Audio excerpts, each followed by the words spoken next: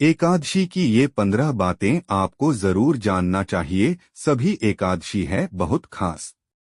व्रत से संकल्प और आत्मविश्वास बढ़ता है, देवताओं की कृपा बरसने लगती है और जीवन के सारे दुख और संताप कट जाते हैं। तब आपका भविष्य उज्ज्वल हो जाता है।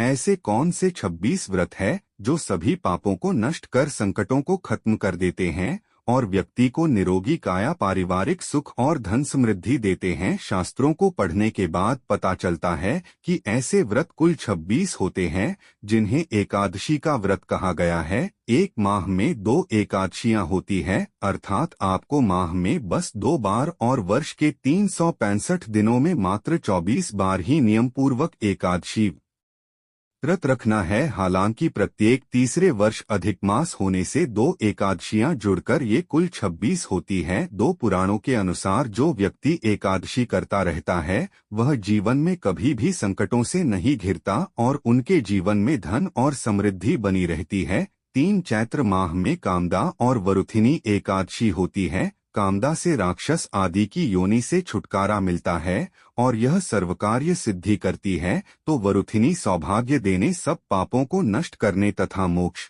देने वाली है। 4 वैशाख माह में मोहिनी और अपरा आती है। यह एकादशी विवाह, सुख, समृद्धि और शांति प्रदान करती है, साथ ही मोहमाया के बंधनों से मुक्त करती है। अपरा एकादशी व्रत से मनुष्य को अपार खुशियों की प्राप्ति होती है तथा समस्त पापों से मुक्ति मिलती है। 5 ज्येष्ठ माह में निर्जला और योगिनी एकादशी होती है। निर्जला का अर्थ निराहार और निर्जल रहकर व्रत करना। इसके करने से हर प्रकार की मनोरथ सिद्धि होती है। योगिनी एकादशी से समस्त पाप दूर हो जाते हैं और व्यक्ति पारिवारिक सुख पाता है। 6 आषाढ़ माह में देवशयनी एवं कामिका होती है। देवशयनी एकादशी का व्रत करने से सिद्धि प्राप्त होती है। यह व्रत सभी उपद्रवों को शांत कर सुखी बनाता है। कामिका एकादशी का व्रत सभी पापों से मुक्त कर जीव को कुयोनि को प्राप्त नहीं होने देता है। 7 श्रावण माह में पुत्रदा एवं अजा एकादशी होती है।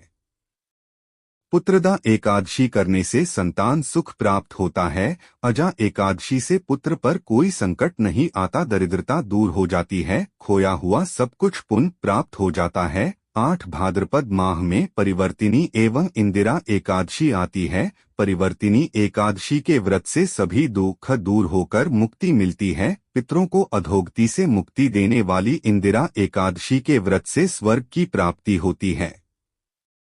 9 आश्विन माह में पापांकुशा एवं रमा एकादशी आती है। पापांकुशा एकादशी सभी पापों से मुक्त कर अपार धन, समृद्धि और सुख देती है। रमा एकादशी व्रत करने से सभी सुख और ऐश्वर्य की प्राप्ति होती है। 10 कार्तिक माह में प्रबोधिनी एवं उत्पन्ना एकादशी आती है। देवोठनी या प्रबोधिनी एकादशी का व्रत करने से भाग्य जागृत होता है। इस दिन तुलसी पूजा होती है। उत्पन्ना एकादशी व्रत करने से 1000 वाजपेय और अश्वमेध यज्ञ का फल मिलता है। इससे देवता और पितृ तृप्त होते हैं। 11 मार्गशीर्ष माह में मोक्षदा एवं सफला एकादशी आती है। मोक्षदा एकादशी मोक्ष देने वाली और सफला एकादशी सफल करने वाली होती है। सफला व्रत रखने से अश्वमेध यज्ञ का फल प्राप्त होता है। 12 पौष माह में पुत्रदा एवं षट्तिला एकादशी आती है। पुत्र की प्राप्ति के लिए पुत्रदा एकादशी का व्रत करना चाहिए। षट्तिला एकादशी व्रत रखने से दुर्भाग्य, दरिद्रता तथा अनेक प्रकार के कष्ट दूर होकर मोक्ष की प्राप्ति होती है।